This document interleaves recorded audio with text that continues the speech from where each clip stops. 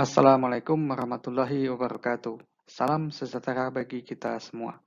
Pada segmen yang pertama pada minggu kedua ini, saya akan membahas mengenai sejarah geologi batubara di dunia secara umum. Ya, kita bahas terlebih dahulu. Untuk yang pertama ini pengertian batubara.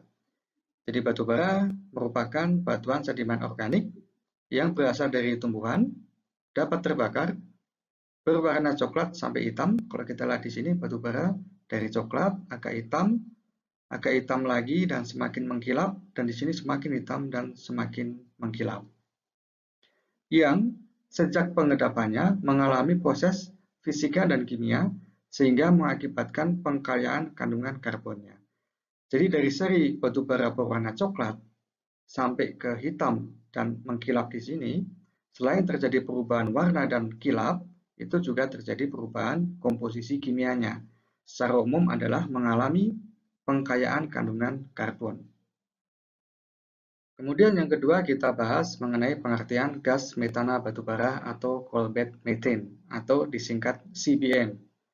Jadi selama proses pembatubaraan dari tumbuh-tumbuhan mengalami diagenesis sampai dia menjadi batubara, itu bisa terbentuk sebuah gas, yaitu adalah gas metana. Itu yang disebut dengan CBM.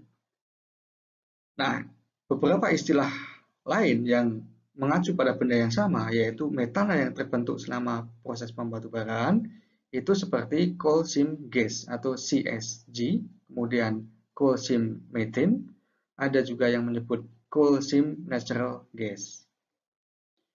Yang menjadi catatan yang harus diperhatikan adalah bahwa gas dalam batubara itu tidak murni berupa metana, tetapi merupakan campuran dengan gas-gas yang lain seperti CO2, N2, H2S, kemudian ada C2 dan C3. C2 dan C3 ini adalah gas organik. Kalau metana itu adalah C1, strukturnya seperti ini. C2 itu adalah etana, kemudian C3 propana, C4 butana, dan C5 adalah pentana. Nah, umumnya komposisi gas metana itu adalah lebih besar dari 90%. Nah, kemudian kita masuk pada sejarah geologi batubara di dunia. Jadi ini adalah kondisi bumi pada zaman karbon, yaitu sekitar 360 sampai 290 juta tahun yang lalu. Kondisinya adalah seperti ini. Dan yang berwarna kuning, titik-titik kuning, ini adalah daerah-daerah di mana batubara itu terendapkan dan kemudian mengalami proses diagenesa. Kalau kita lihat, umumnya batubara-batubara pada zaman dulu itu terbentuk pada daerah pulau-pulau atau mungkin benua-benua kecil yang dekat dengan lautan seperti ini.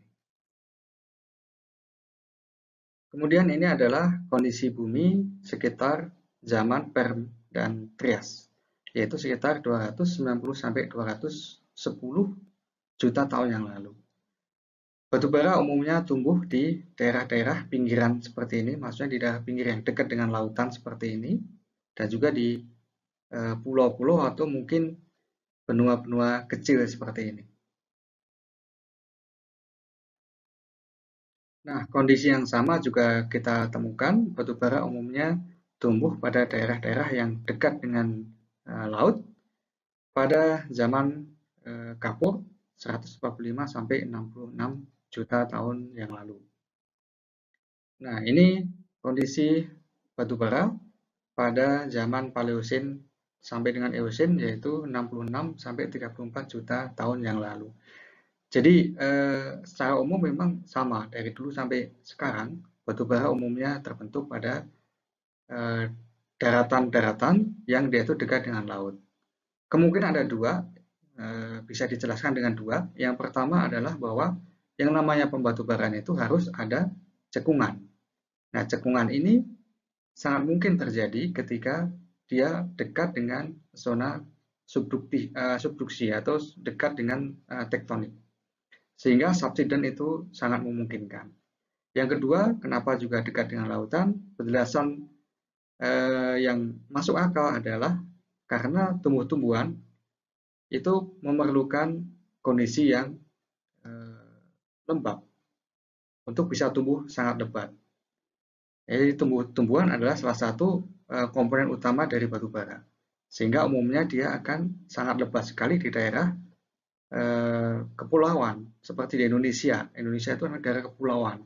Atau pada benua-benua yang dia itu tidak di tengah-tengah benua. Misalkan di Afrika di sini, itu jarang kita temukan batu bara karena kondisinya yang sangat kering. Tetapi pada benua-benua umumnya bisa kita temukan batu bara itu di sekitar perbatasan dengan laut. Dan ini adalah peta sebaran batu bara di dunia hingga sampai saat ini.